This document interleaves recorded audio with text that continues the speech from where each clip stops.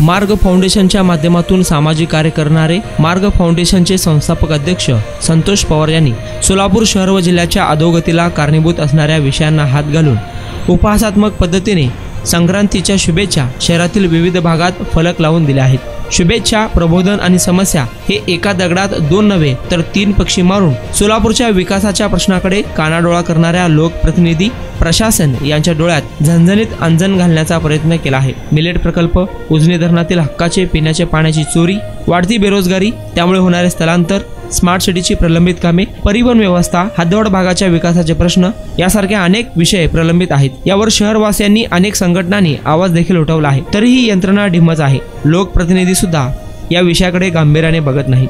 शहरातील प्रमुख चौकातील हे बॅनर सर्वांचे लक्ष वेधून घेत आहेत। यावर सोलापुरात सोशल मीडियावर अनेक रील्स, व्हिडिओ व्हायरल होऊन प्रचंड धुमाकूळ सुरू आहे। येत्या काही दिवसात लोकसभा, विधानसभा निवडणुका होणार आहे। सोलापूरचे प्रश्न चव्हाट्यावर आणून संतोष पवार आणखीन कोणकोणत्या शुभेच्छा शहरवासियांना देतात याची उत्सुकता आता वाढली आहे।